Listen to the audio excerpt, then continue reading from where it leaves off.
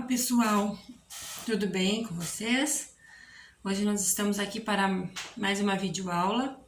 Hoje na disciplina de Geografia, nós vamos estar falando um pouquinho sobre os domínios morfoclimáticos do Brasil. Domínio morfoclimático é uma classificação geográfica que engloba aspectos naturais como clima, hidrografia, vegetação, relevo, solo, predominantes em uma determinada área e a forma como eles se relacionam entre si. Bom, os domínios morfoclimáticos brasileiros são 6, que são o Amazônico, Caatinga, Mares de Morros, Cerrado, Araucárias e Pradarias. Nós vamos estar falando agora um pouquinho sobre cada um desses domínios. O primeiro, então, que nós vamos estar falando é sobre o domínio morfoclimático amazônico. O domínio morfoclimático amazônico, ele é o maior do Brasil e está praticamente todo localizado na região norte do país.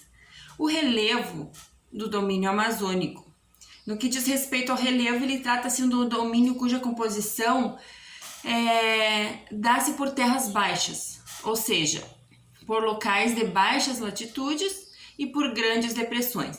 Já o clima nesse domínio é equatorial. Ele é quente e úmido e as chuvas costumam ocorrer durante todo o ano. Também nós vamos falar agora sobre o domínio morfoclimático da Caatinga. Esse domínio da Caatinga está localizado na região nordeste do Brasil. Ele apresenta um relevo formado por depressões. Já o clima também deste domínio contribui para que haja um baixo índice de chuvas no local. A Caatinga atravessa períodos de estiagem superiores a um ano e padece diversas secas. Também nós vamos estar falando sobre o domínio morfoclimático dos Mares de Morros. O domínio morfoclimático de Mares de Morros ocupa o litoral brasileiro, estendendo-se desde o nordeste até o sul do país. O relevo da região que deu origem à designação desse domínio é morfoclimático, caracteriza-se pela presença de morros arredondados, planaltos e serras, dentre as quais se destaca a Serra do Mar.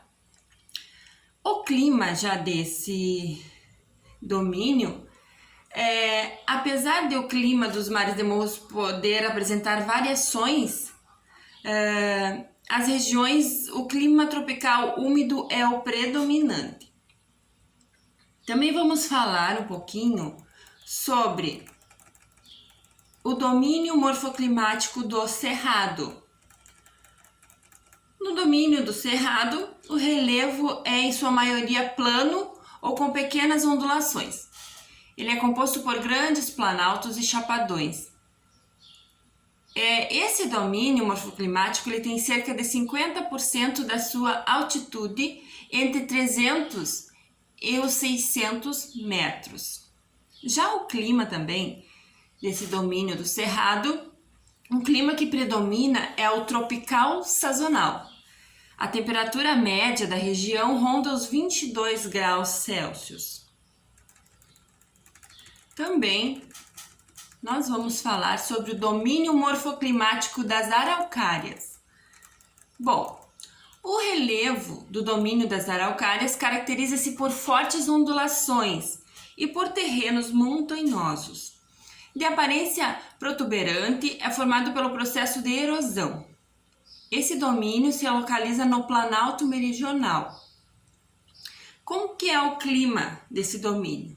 O clima é subtropical e apresenta temperaturas médias que costumam variar entre os 14 e os 30 graus. As estações do ano são definidas e por isso os invernos costumam ser rigorosos e os verões quentes. A distribuição das chuvas ao longo do ano costuma ser bastante uniforme. O domínio morfoclimático das pradarias. também é chamado de pampas ou de campanha gaúcha. O domínio morfoclimático das pradarias apresenta relevo baixo e ligeiras ondulações chamadas de coxilhas. Por conta da amplitude desse tipo de relevo, a região é utilizada para a prática da pecuária.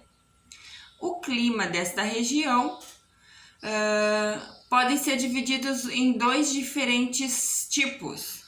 Pradarias temperadas são aquelas cujo clima varia entre temperaturas quentes e frias, de acordo com a estação do ano.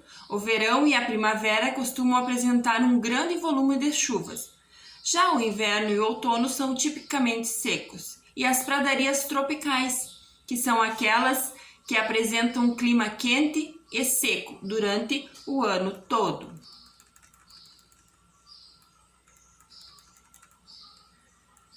Aqui nós vamos falar um pouquinho agora sobre impactos ambientais sobre os domínios morfoclimáticos do Brasil. Ao longo, então, dos anos, esses 6 domínios morfoclimáticos sofreram impactos que modificaram suas características originais. Florestas que antes eram vastas e densas, como a das araucárias, hoje praticamente não existem mais. Alguns rios foram contaminados com o mercúrio utilizado pelos garimpeiros. A prática da agricultura, sem prévia preparação do solo, resultou em erosão, dentre outros. E essas alterações ambientais foram o resultado da ação do homem. Então nós vamos ver também alguns aspectos que contribuíram para essa devastação, que são a extração da madeira, atividade agrícola não sustentável, a expansão das cidades e o lançamento de esgoto no mar. Bom, pessoal, então esse era o nosso pequeno resumo que nós tínhamos para trazer para vocês hoje, e até a próxima!